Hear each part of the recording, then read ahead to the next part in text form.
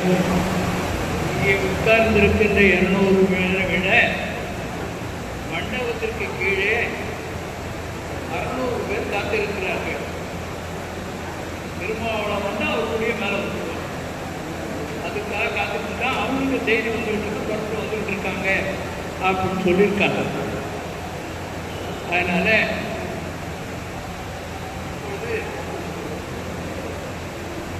நம்முடைய அல்போன்ஸ் அவர்கள் வாழ்த்துறை வழங்க மேடைக்கு அழைக்கிறேன்.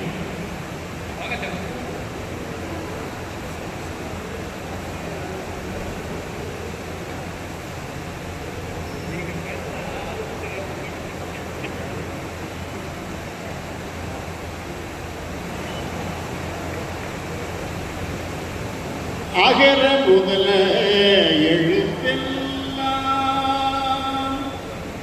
அகர முதல எழுத்தெல்லாம் ஆதி பகவன் முதற்றே உலகு. அகர முதல எழுத்தெல்லாம்.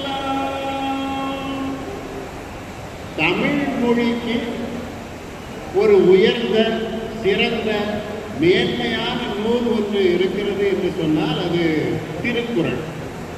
இதை யாருமே மறுக்க முடியாது. இதை தமிழர்களாகிய நாம் ஒப்புக்கொள்கிறோமோ இல்லையோ, பிற மொழியாளர்கள் இதை ஒப்புக்கொண்டிருக்கின்றார்கள். பல வெளிநாட்டவர் இங்கே வந்தபோது அவர்களுக்கு மிகவும் பிடித்தமான ஒரு நூல் கிடைத்தது என்று சொன்னால் அது திருக்குறள்.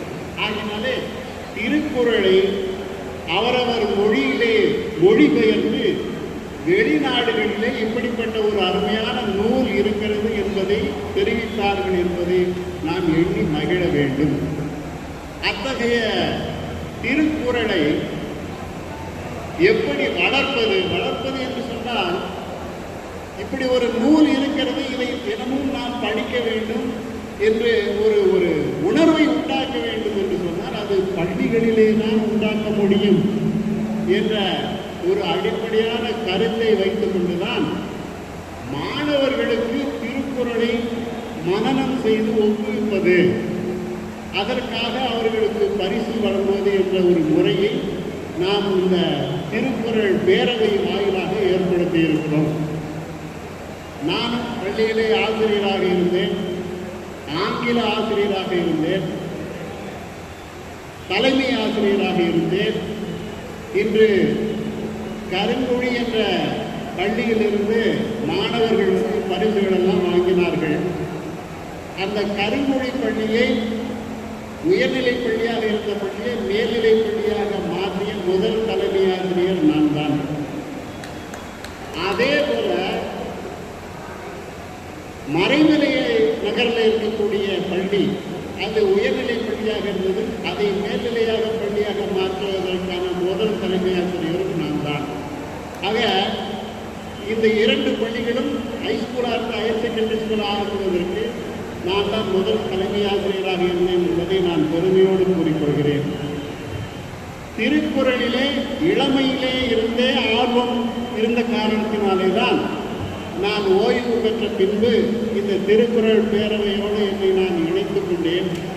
இந்த திருக்குறள் பேரவையை ஆரம்பித்த மரியாதைக்குரிய பெரியவர் இளங்கோவன் அவர்கள் தலைமை ஆசிரியராக அரசு பள்ளிகளிலே பணியாற்றியவர்.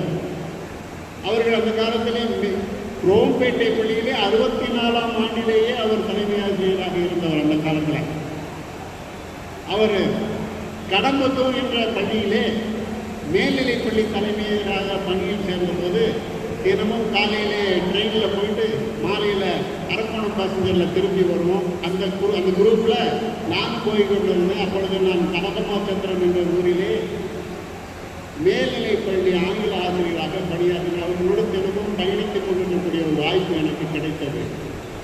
அவர்களுடைய ஆர்வம், அவர்களுடைய உழைப்பு, அவர்களுடைய மேன்மையை பற்றியெல்லாம் எனக்கு நிறைய சொல்லிட்டாங்க. அதனால் நான் திரும்ப அதை சொல்வதில் எனக்கு அவசியம் இல்லை என்று நினைக்கிறேன். ஆகையினாலே அப்படிப்பட்ட ஒரு ஆர்வமிக்க ஒரு பெரியவர் ஆரம்பித்து வைத்த திருக்குறள் பேரவை தொடர்ந்து சிறப்பாக பணியாற்றி கொண்டிருக்கிறது என்று சொன்னால் அவரோடையே இணைந்து பணியாற்றி எப்படி ஒரு ரயில்வே ட்ராக்ல 2 தண்டவாளம் இருக்கிற மாதிரி, கண்ணதாசன் சொன்ன மாதிரி வண்டியோட சக்கரங்கள் 2 மற்றும் வேண்டும், அந்த 2 ஒன்று சிறியதென்றால் எந்த வண்டி ஓடும் என்று பாடினார் இல்லையா, எழுதினார் இல்லையா பாட்டு. அந்த பாட்டு போல இளங்கோன் அவர்களுக்கு இணையாகவே உருண்டு கொண்டு பணியாற்றிய நம்முடைய அண்ணன் டாக்டர் புலவர் பாண்டியன் அவர்களை பற்றி சொல்ல வேண்டும்.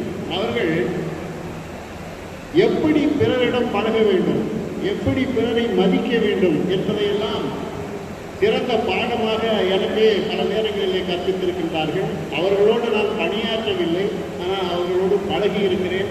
அந்த காரணத்தினாலே அவர்களை பற்றியும் எனக்கு நன்றாக தெரியும். ஸோ அப்படிப்பட்ட அவர்கள் வளர்த்த திருக்குறள் பேரவையிலே இந்த திருக்குறள் பேரவை தொடர்ந்து ஒவ்வொரு மாதமும் சிறப்பாக நடந்து கொண்டிருக்கிறது.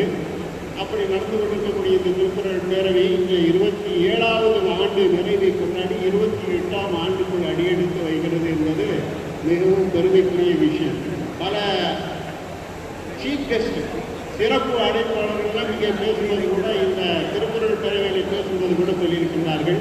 பல ஊர்களிலே சங்கங்கள் இருக்கின்றன, இயக்கங்கள் இருக்கின்றன, திருக்குறளை பேசக்கூடிய சங்கங்கள் இருக்கின்றன. ஆனால் குரோம்பேட்டையிலே இருக்கக்கூடிய திருக்குறள் பேரவையை போன்று தொடர்ந்து நடக்கக்கூடிய, சிறப்பாக நடக்கக்கூடிய பல பெரியவர்கள் உறுப்பினர்களாக இருந்து தொடர்ந்து அந்த கூட்டங்களிலே பங்கேற்றுக் கொண்டிருக்கக்கூடிய ஒரு பேரவை வேறு எங்குமே இல்லை. அது குரோம்பேட்டை திருக்குறள் பேரவை ஒன்றுதான் என்ற சிறப்பை எடுத்து சொன்னார்கள். ஏனென்றால் அவர்கள் பல ஊர்களுக்கு சென்றிருந்த காரணத்தினால் மற்றவர்களோடு நம்முடைய பேரவையை ஒப்பிட்டு பார்த்து சொல்கின்றார்கள். ஸோ அதெல்லாம் நமக்கு மிகவும் பெருமைக்குரிய விஷயம்தான். அதனால அப்படியெல்லாம் பார்க்கும்போது இந்த திருக்குறள் பேரவை சிறப்பான முறையிலே, முறையான முறையிலே சென்று கொண்டிருக்கிறது. மாணவர்களுக்கு ஊக்கம் அளித்துக் கொண்டிருக்கிறது. இன்று பல பள்ளிகளையும் பள்ளி ஆசிரியர்களையும் மாணவர்களையும் தேர்ந்தெடுத்து நம்முடைய தலைவர் அவர்கள் பரிசுகள் வழங்கியது, பாராட்டியது நிச்சயமாக இந்த பிள்ளைகளுக்கு எதிர்காலத்தில் திருக்குறள் மேலே இருக்கக்கூடிய பற்றை அதிகரிக்கும் என்பதை நான் இந்த நேரத்தில் கூறுகிறேன். நான் பள்ளியிலே படிக்கும் பொழுது எங்கள் ஊரிலே ஒரு மனிதர் இருந்தார். அவர் ஒன்றும் பெருசாக படிக்கலை. ஒரு சைக்கிள் வாடகை விடக்கூடிய ஒரு கடை நடத்தினார். அவர்தான் ஒவ்வொரு மாதமும் பிள்ளைகளை கூப்பிட்டு, ஹைஸ்கூலில் படிக்கிற பிள்ளைங்களெல்லாம் கூப்பிட்டு ஒவ்வொரு அதிகாரத்தை நீங்கள் பேசுங்க அப்படின்னு சொல்லுவார். அப்போல்லாம் ரொம்ப திருக்குறளை பற்றிய பெரிய ஞானம் ஒன்றும் கிடையாது. ஆனாலும் ஏதாவது ஒரு அதிகாரத்தை எடுத்துக்கொண்டு பேசுங்கள் என்று சொல்வார்.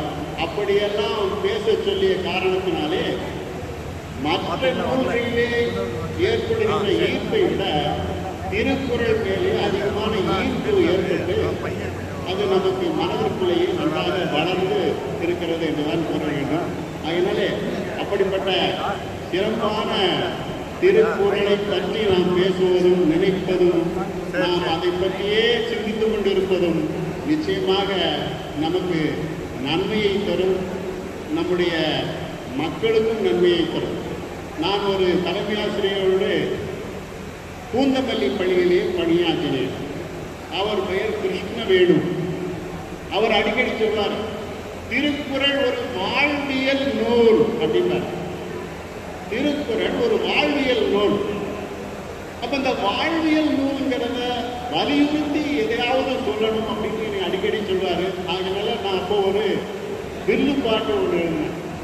அந்த வில்லு பாட்டை மாணவர்களுக்கு கற்பித்து கொடுத்து அந்த பாடல வாழ்வியல் நூல், திருக்குறள் ஒரு வாழ்வியல் நூல் என்று அதை மாணவர்களுக்கு கற்பிக்கும் வகையிலே அந்த திருக்குறள் வில்லு பாட்டு நிகழ்ச்சியை நடத்தினேன். அப்போ அவர் அந்த 2-3 முறை அந்த நிகழ்ச்சியை நடத்தக்கூடிய வாய்ப்பு கூட எனக்கு கிடைத்தது. மாணவர்களுக்கு அப்படிப்பட்ட ஒரு வாய்ப்பை நானும் ஏற்படுத்தி கொடுத்தேன். இப்படி பல்வேறு விதமாக திருக்குறள் மீது மாணவர்களுக்கு ஆர்வத்தை ஏற்படுத்த வேண்டிய அவசியம் நமக்கு இருக்கிறது. நாம் செய்யாவிட்டால் வேறு யார் செய்ய போகிறார்கள்?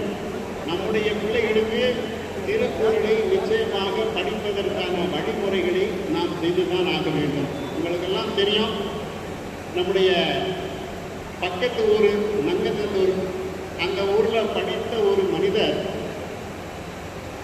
சென்னை ஹைகோர்ட்டில் நீதியரசராக இருந்தார். நீதியரசர் மகாதேவன் அவர்கள்.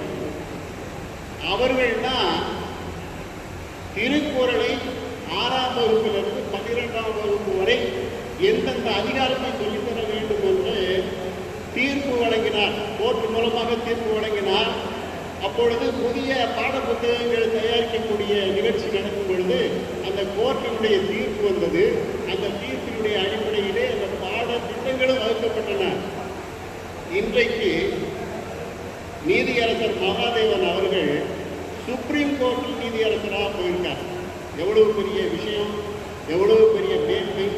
நம்ம பக்கத்து ஊருக்காரர் இங்கே இருந்து சுப்ரீம் கோர்ட் நீதிபதியாக இருக்காரு. அதுவும் திருக்குறளுக்கு முக்கியத்துவத்தை தந்தவர் அவர் என்பதை நாம் இந்த நேரத்தில் நினைத்து பார்க்க வேண்டும்.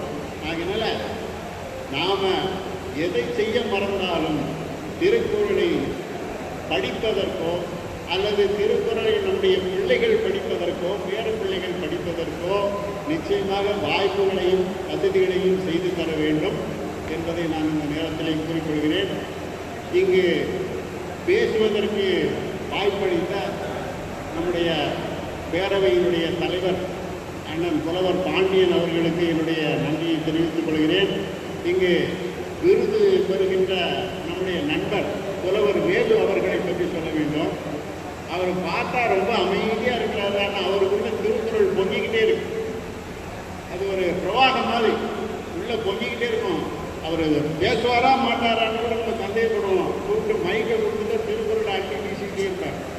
அப்படிப்பட்ட ஒரு உள்ளுக்குள்ளேயே கனந்து கொண்டிருக்கக்கூடிய ஒரு எரிமலை போன்ற ஒரு திருக்குறளுடைய ஒரு ஊற்றாக அவர் இருக்கிறார். அவருக்கு இந்த விருது இன்றைக்கு கிடைக்கிறத பற்றி உண்மையிலே நாம் எல்லாருமே மகிழ்ச்சி அடைய வேண்டும்.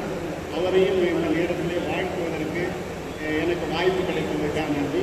புலவர் வேலு அவர்களுக்கு என்னுடைய அன்பான வணக்கத்தையும் வாழ்த்துக்களையும் தெரிவித்துக் கொள்கிறேன். நம்முடைய சிறப்பு விருந்தினர் அவர்கள் மிக அண்மையிலே வந்துவிட்டார் என்ற காரணத்தினாலே என்னுடைய இந்த சிற்றுரையை இத்துடன் முடித்துக் கொள்ளலாம் என்று நினைக்கின்றேன். வேறு வெகுவாக இதை பற்றி நான் சிந்தித்து தயாரித்துக் கொள்ளாத காரணத்தினால் இதற்கு மேலே நான் பேசுவதற்கு எனக்கு இயலாது என்பதை நான் தெரிவித்துக் கொள்கிறேன். வாய்ப்பளித்ததற்கு நன்றி. அண்ணன் அவர்களுடைய வழிகாட்டுதலின் பேரிலே இந்த திருக்குறள் பேரவை இன்னும் சிறப்பாக நடைபெறும் என்பதை இந்த நேரத்தில் தெரிவித்துக் கொள்கிறேன். இந்த கூட்டத்திற்கு தொடர்ந்து வருகை தந்திருக்கக்கூடிய நம்முடைய சீனியர் சிட்டிசன்ஸ், என்னை விட சீனியர்களெல்லாம் இருக்காங்க நம்ம பேரவையில். அவர்களுக்கெல்லாம் உண்மையிலே ரொம்ப பாராட்ட சொல்லணும். ஏன்னா மாதத்துக்கு ஒரு 2-3 மணி நேரத்தை திருக்குறளை பேசுவதற்காக அல்லது திருக்குறளை கேட்பதற்காக ஒதுக்கி கொண்டு வருகிறார்களே, அதுவே பெரிய விஷயம்தான். ஏன்னா ரிட்டையர் ஆகிட்டு நிறையா பெரிய பண்ணுறது பேசாமல் வீட்டில் உட்காந்துருக்கியா, பேர பிள்ளைங்களை பார்த்தியா, தினம் ஏதோ உள்ள வேலையை பார்த்தியா என்று சொல்லக்கூடிய மக்கள் இருக்கக்கூடிய நிலையில் இதற்காகவே தங்களை அர்ப்பணித்துக் கொண்டு திருக்குறளுக்காக நாம் எதையாவது செய்ய வேண்டும் என்ற ஒரு ஆர்வத்தோடு வருகின்ற என்னுடைய அருமை நண்பர்கள், இந்த திருக்குறள் பேரவையினுடைய உறுப்பினர்கள், இந்த திருக்குறள் பேரவையினுடைய வள்ளல்கள் எல்லோருக்கும் என்னுடைய வாழ்த்தையும் வணக்கத்தையும் தெரிவித்துக் கொள்கிறேன். நன்றி, வணக்கம்.